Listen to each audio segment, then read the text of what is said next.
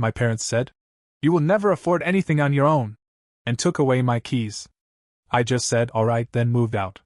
A month later they came begging when I didn't even slam the door when I left that night. I think that's what surprised them the most, that I didn't argue, didn't plead, didn't try to explain myself one more time. You will never afford anything on your own, my father had said, standing in the hallway like a judge passing sentence. And then, almost ceremoniously, he took my house keys out of my hand as if they were a symbol of my failure. My mother just watched. For as long as I can remember, that house had been both my prison and my safety net. It was where every conversation ended the same way, with a reminder that without them, I was nothing. That I couldn't survive out there on my own. That night was different. I just said, all right. So quietly they almost didn't hear me. Then I turned around, walked past the porch light and out into the cold. As the door clicked shut behind me, something strange happened. I felt lighter. I didn't know where I was going. I didn't have a plan. I only knew one thing for certain: if I stayed, they would keep their hands around my life forever. And for the first time in my life, I realized I didn't have to stay. It wasn't until I reached the end of our street that the weight of it hit me. I didn't have a single bag with me. No cash beyond what was in my wallet. No spare clothes. Just a phone with a half-dead battery, and the echo of my father's voice in my head. You'll come crawling back. At first, I walked aimlessly. The streets were quiet, only the hum of distant traffic breaking the silence. I ended up sitting on a bench near the closed bus station. The cold worked its way into my coat, but I didn't move. For a while, I thought about calling someone, anyone. Then, just as quickly, I stopped myself. The truth was, I didn't want anyone to rescue me. Not tonight. I don't know how long I sat there. Long enough for the sky to begin graying at the edges. And as I sat there, a strange calm settled over me. I realized something that I had never allowed myself to admit. I was free. No keys. No curfew. No one to tell me that my dreams were silly or that my work was worthless. I decided, right there on that bench, that I would rather start from zero than live another day with them controlling everything. The first trouble, though, the thing that made this all real, came later that same morning, when I checked my bank account and realized how little I had. It wasn't fear that hit me then. It was clarity. I sat there for a long time, staring at my phone screen as the numbers glared back at me. $237. That was everything I had. For years, my parents had insisted on helping manage my money.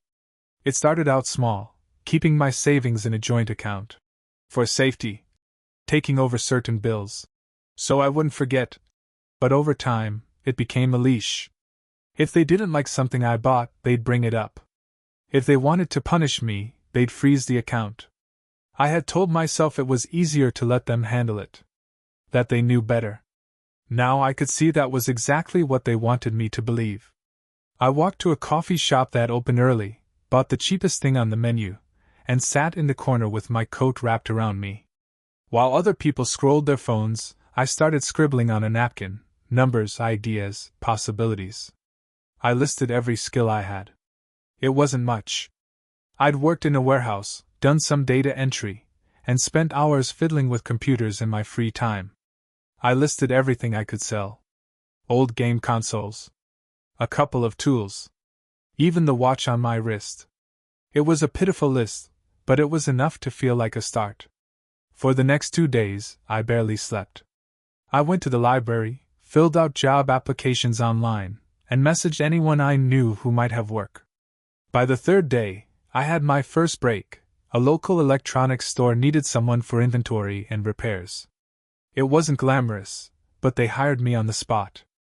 I spent that first week crashing on a friend's couch, saving every dollar I could. My meals were ramen noodles, and I walked everywhere instead of using gas or buses.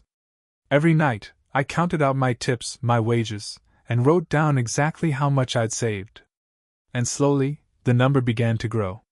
It's funny how fast you change when you have no safety net. I stopped thinking about whether my parents would approve of what I was doing. Every small choice was mine: what I ate, where I worked, how I spent my hours. That alone was worth more than anything they could have bought me. By the end of the month, with the help of my new job and a little cash from selling things I'd left behind, I signed a lease on a tiny apartment above a laundromat. The place smelled like detergent and old pipes. The carpet was worn thin, the walls were yellowed, and the radiator clanked like it was haunted. But it was mine. The first night, I sat on the floor, no furniture around me, just a sleeping bag and the sound of the pipes ticking. And for the first time since I was a kid, I felt at peace. I didn't realize how deep that peace went until the phone calls started. At first, the calls were easy to ignore.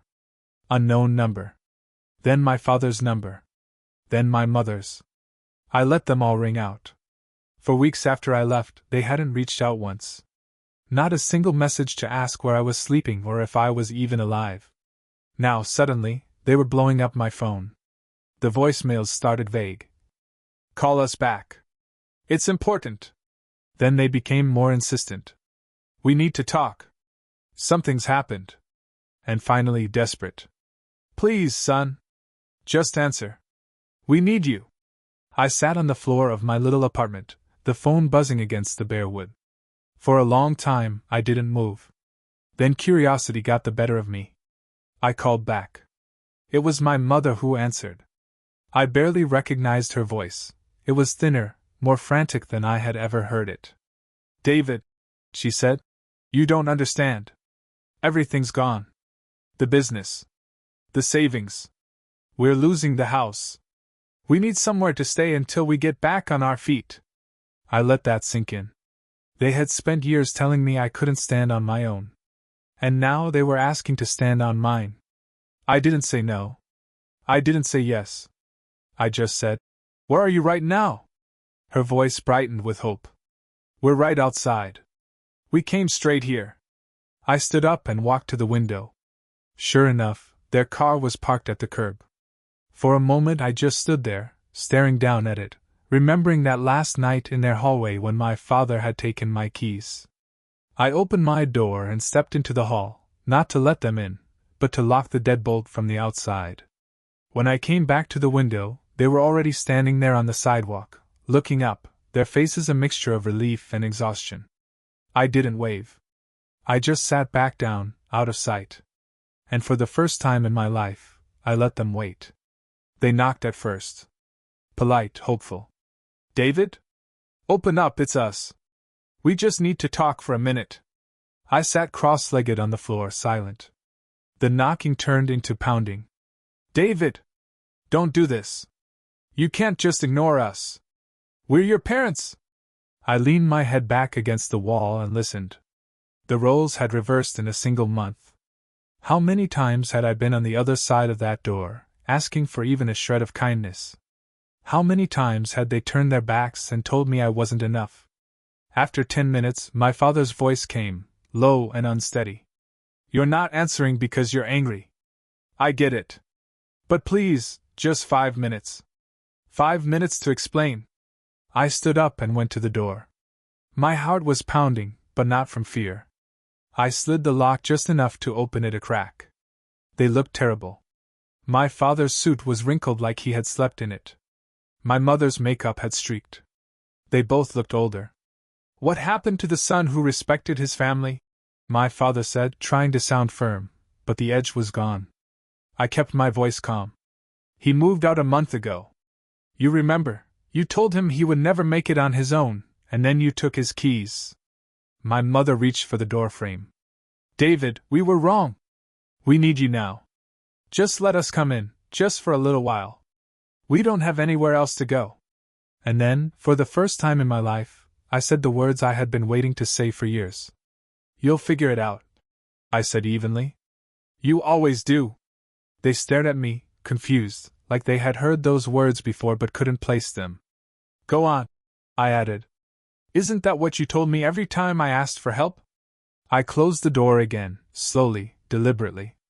Their voices came through the wood, muffled now, pleading. But I walked away and sat back down on the floor.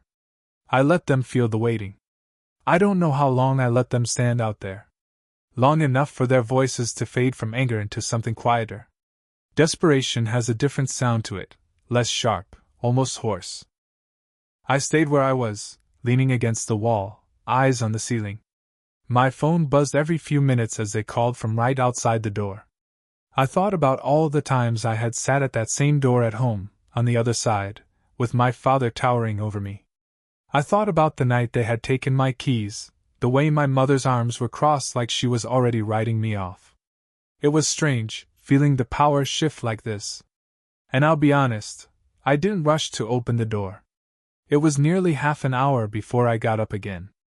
I walked slowly, my steps loud on the bare floorboards. When I unlatched the door, I didn't open it all the way.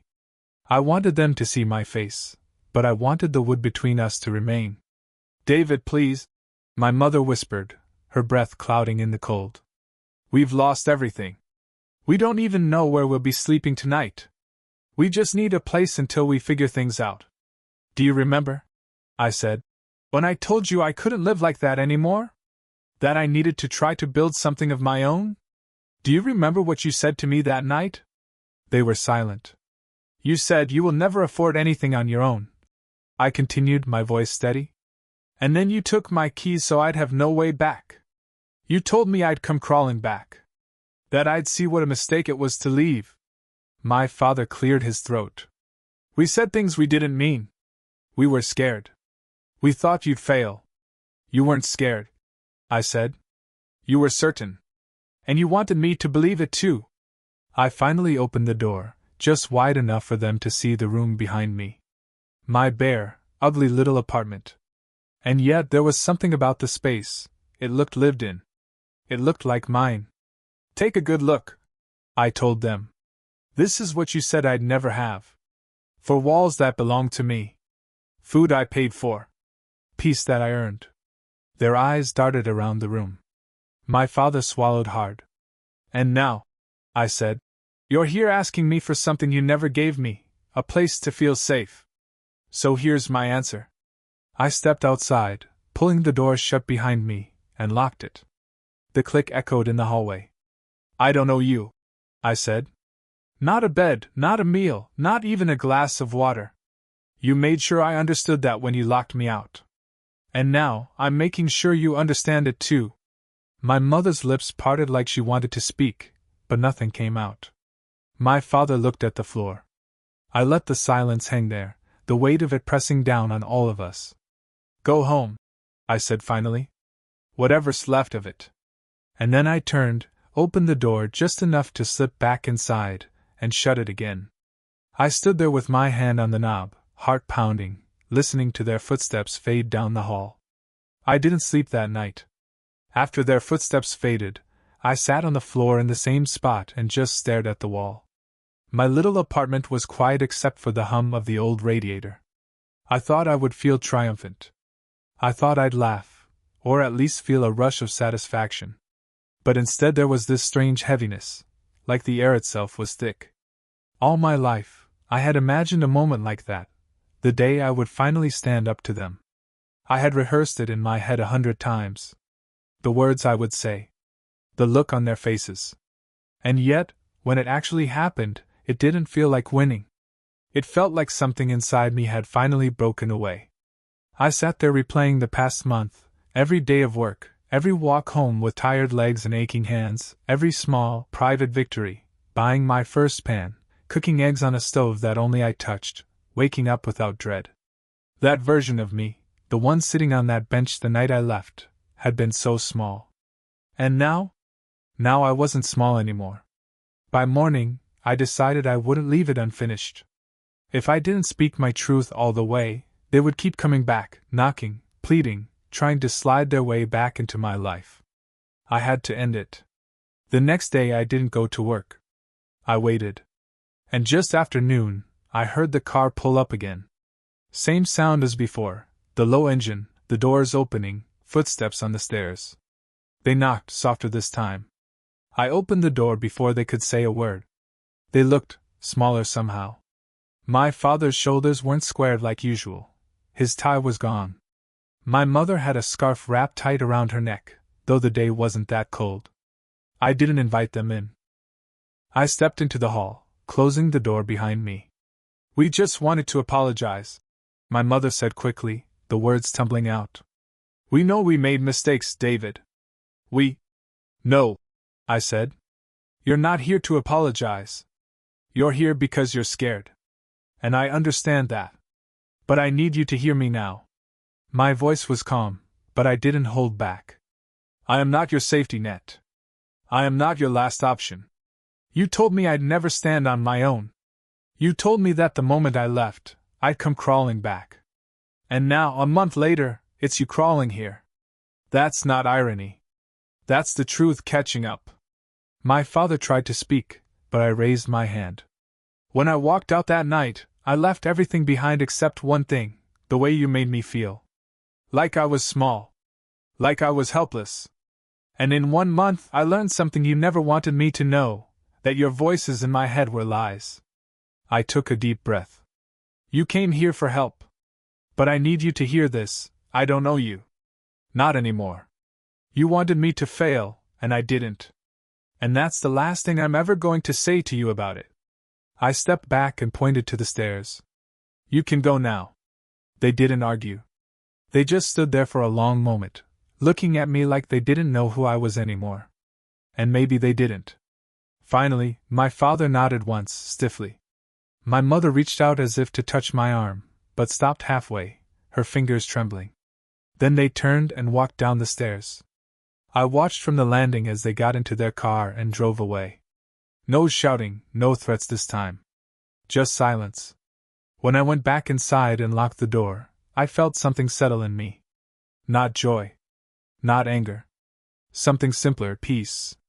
For the first time, I realized that I wasn't afraid of them coming back.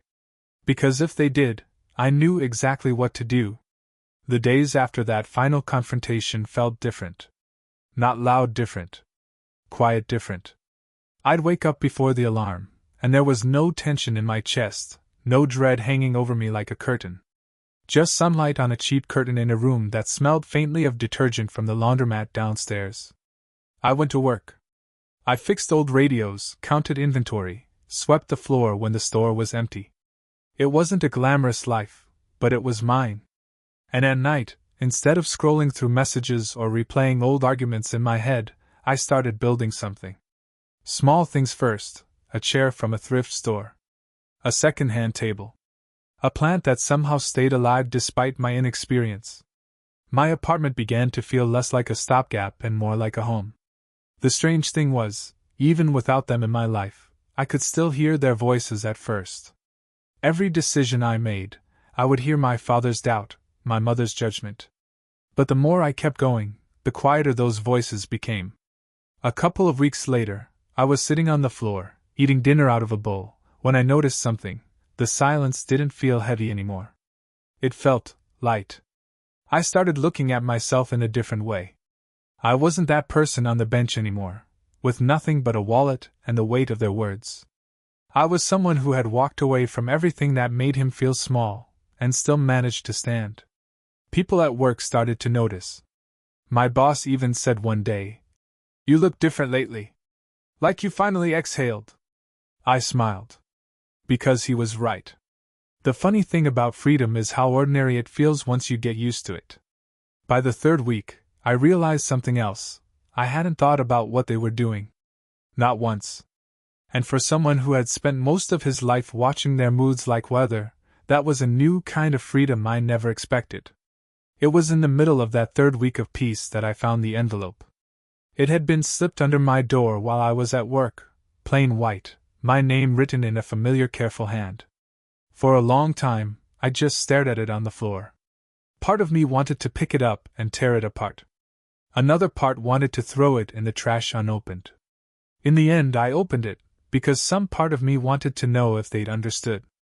There was no money inside, no photographs, just a single sheet of lined paper. "David, we know we said terrible things, and there are no excuses. We don't have anything left. We don't know where to go from here. But we are proud of you. If you can't forgive us, we understand. Mom."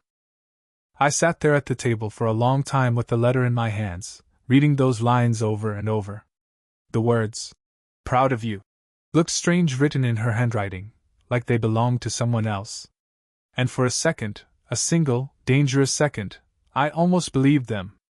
But then the memories came back, the door slamming shut behind me that night, my father's smirk as he told me I'd never afford anything, the way they let me leave without a bag, without a plan. And that other part of me, the one that had been forged over the last month, got louder. Pride wasn't what I had needed from them. I had needed them to believe in me when I couldn't believe in myself. I had needed them to stay when things got hard. And they hadn't. I folded the paper neatly and placed it in a drawer. I didn't call them. I didn't write back. The next morning, I woke up early and, instead of thinking about the letter, I made breakfast. After months of ramen, I scrambled eggs, buttered toast, made a cup of coffee just the way I liked it. The small, ordinary acts of someone who, for the first time, had no one to answer to. Over the following days, I saw their car twice more parked near the laundromat, engine off. They didn't knock. They didn't come up. They just sat there like they were waiting for a chance. But I never went out to meet them. I let them wait as long as they wanted. It wasn't revenge anymore. It wasn't even anger. It was clarity. I realized that the life I was building couldn't have a door that led back to where I came from. That final week, I began saving a little extra each paycheck, not because I had to, but because I wanted to see how far I could go without them. I started to imagine things I hadn't allowed myself to imagine before, a bigger apartment someday, a degree maybe, even a trip somewhere far away just because I wanted to see it. I had spent years living inside their version of me, the failure, the dependent, the child. Now, in a few short weeks, I had become someone they didn't recognize. And that was the best feeling of all. Looking back now, I think the strangest part is how quiet the ending was. No final showdown, no angry words screamed across a room. Just me, alone in a little apartment, realizing I'd already won. I used to think that breaking away from them would feel like revenge. But what I found was something better, freedom. I learned that family isn't a reason to let someone own your life.